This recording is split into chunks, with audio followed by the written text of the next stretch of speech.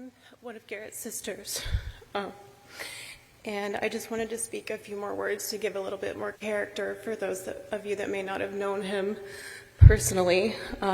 First, I want to thank you all for coming today in his honor. He would really be embarrassed by this outshowing. He was a really humble guy. But I want to say that without a doubt, he was really a true hero, and he was always destined to be one. As a family, we knew early on in life that he would be.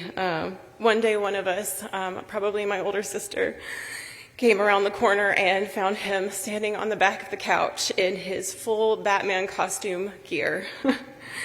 And it wasn't just one occurrence. This was a phase he did for quite some time. And he was fully committed to the character. And anytime you would look at him, if that mask was on his face, he was Batman. And he wouldn't have it any other way. You could not address him as Garrett. It was Batman. And he really did have plans to save us all. From what at that age, I don't know. He also had a really deep interest in weather.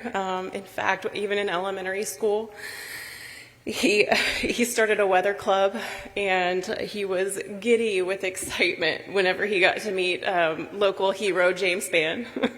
I'm sure many here know him very well. And that day after school when he came home, and many days after, we heard every single detail over and over and over again. And after that visit, he started to give weather updates over the intercom at school in the morning announcements. And it was one of his favorite moments in childhood. As he grew older, that interest in weather never faded. He became our own storm spotter. Even a week or so ago, he was messaging all of us in a group text about all the storms going through Mississippi and Alabama. I don't know how to read radars, but he made sure to send us all the photos and point out everything that it meant. As he grew older, in his teens, he was still finding his footing in public service. It never faded. His heart was always being a helping hand, so he continued on to become a volunteer firefighter the day he turned 18. And he signed up at the volunteer firefighter department outside of the city. And he was really excited to be able to start truly helping where he was needed. And one day he called our dad from the truck. My dad could hear the sirens in the background, and he said, "Dad, guess what I'm doing?"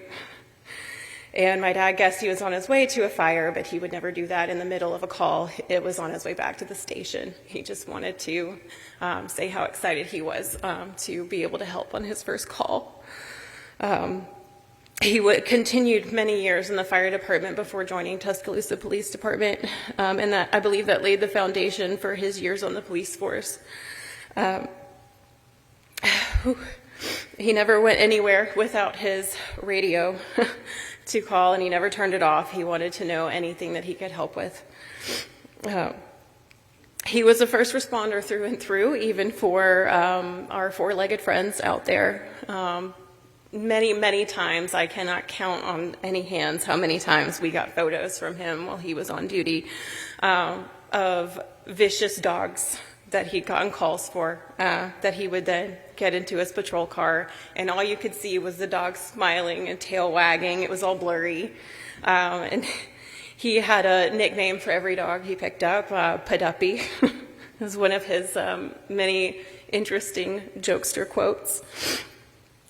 He fiercely loved all of his family and friends, and even as one of his sisters, I recall a disagreement that we had as kids. We were doing chores, washing dishes, and we were arguing over who had to wash and who had to dry, and we got water. We took one of the water spray guns and sprayed each other with it, and we got in a lot of trouble, I remember. But that was the extent of our types of fighting. But even with those types of fights, he would have given anything. If even that day I needed something, he would have been there for me, as he always was. There's a meme out there that fits us as a sibling group, all four of us, perfectly. I won't let you borrow my shirt, but I'll definitely give you my kidney if you need it. And that is true through and through, even with the rest of us sisters. We really are all touched here by everyone that has come. We wish we could have met each and every one of you under better circumstances. And we are truly astounded by how many lives he touched. We had no idea how far his grasp reached. And as much as we are still grieving, it does give us some comfort to know that he really was truly a good man outside of our family as well. We are really overwhelmed by the outpouring of love and support, and we want to continue to hear any incredible stories that you have about our brother. We want to know any and everything about him that we can. He was as genuine of a person as anyone could be, and we want to hear that from whoever is willing to share a story. Garrett, we knew you were always on loan to us from God. But we wish you were still here for a little bit longer. You truly showed us all how to be better humans. And you will always be our Batman. And most of all, you'll always be our Bubba.